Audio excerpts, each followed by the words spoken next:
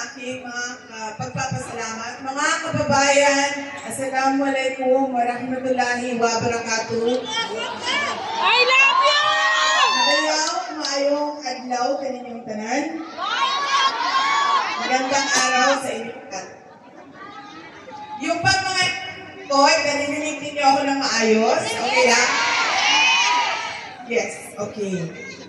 Okay, inahin ko po muna ang aking mga pagpapasalamat dahil ito pong ating pagtitipon ngayong hapon na ito ay isang pagpapasalamat para sa maraming biyaya na natatanggap natin, hindi lang sa buhay natin, kundi sa pamilya natin, sa ating mga komunidad, at sa ating mga iba pang aspeto ng buhay natin. Una-una, ang pagpapasalamat kay Allah sa kanyang ibinigay na araw para sa atin ngayon. Alam nyo, marami ang hindi na nagising kaninang umaga dahil kinuha na sila ni Lord. Pero, huwag ninyong kalimutan, tayong lahat, binigyan tayo ng isa pang araw ng Diyos.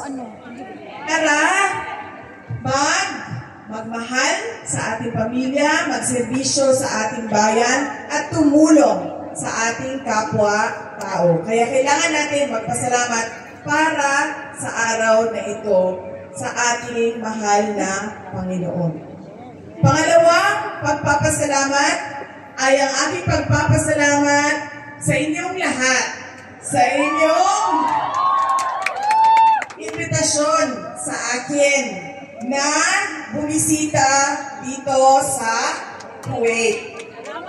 Ako po ay sobrang masaya at naganap noong natanggap ko ang sulat ng ating organizers ng ating event ngayon na merong Thanksgiving na gagawin dito sa Kuwait. Kaya maraming salamat sa inyo dahil i-share ninyo para sa Office of the Vice President, para sa akin, ang araw na ito na wala kayong trabaho.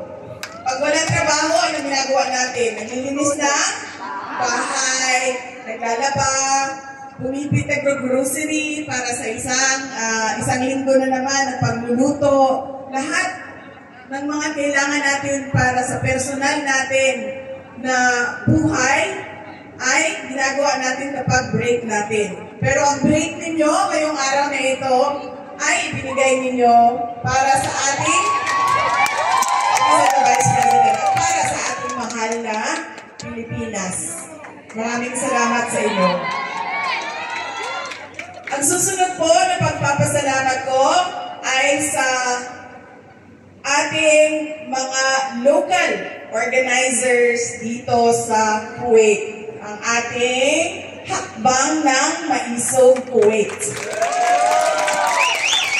Maraming salamat sa inyo dahil tinulungan ninyo ang mga counterparts ninyo sa Office of the Vice President para mabuo ito pagtitipon para sa ating mga kababayan. And syempre, sa inyo nanggaling ang sulat, imbitasyon para sa araw na ito. Maraming salamat.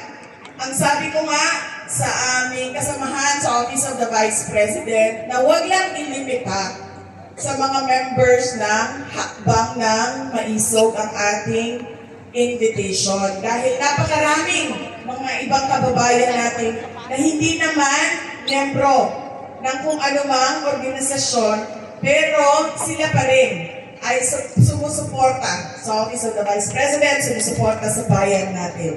Kaya maraming salamat. Thank you. Ibang na Maisog.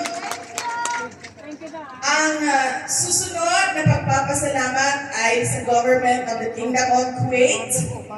Nagpapasalamat tayo sa kanilang pagtanggap sa atin dito sa kanilang bansa at sa pag-coordinate at pagsuporta nila sa mga kailangan na dokumento ng ating local organizers. Maraming salamat sa Kuwait. Ang susunod na pagpapasalamat ay mula sa akin papunta sa Philippine Embassy in Kuwait. Dahil sila rin ay kapartner o tumulong din sa ating mga local organizers para mabuo ang ating programa ngayong hapon na ito. Ang susunod na pagpapasalamat ay mula po sa akin. Ang pagpapasalamat ko sa inyong tulong, sa inyong suporta, sa inyong kampanya, sa inyong boto noong nakaraang 2022 na halalan. Maraming salamat sa inyong mga kababayan.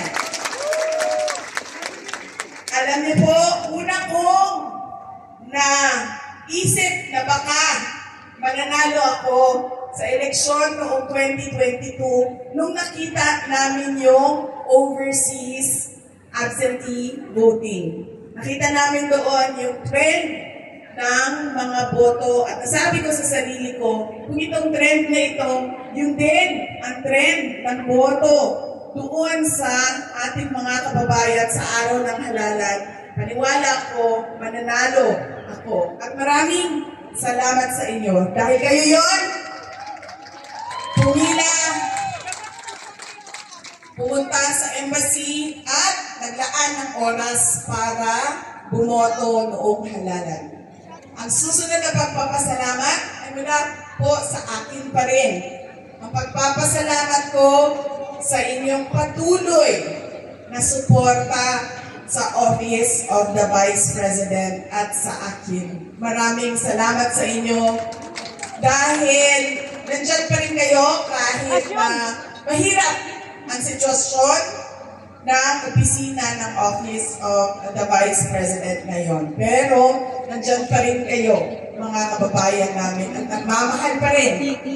Lalo-lalo na sa mga kasamahan ko sa opisina ng Office of the Vice President. Maraming salamat sa inyo, mga kababayan.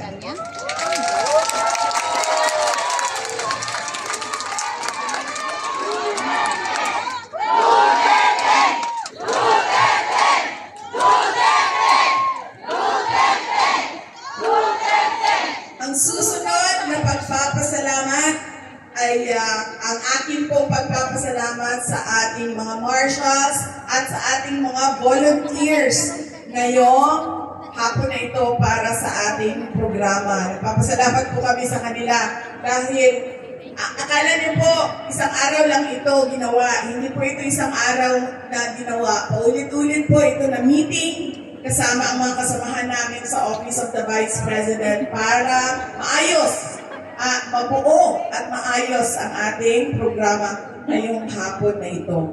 Ang programa natin magsisimula sa pagpapasalamat dahil isa itong Thanksgiving.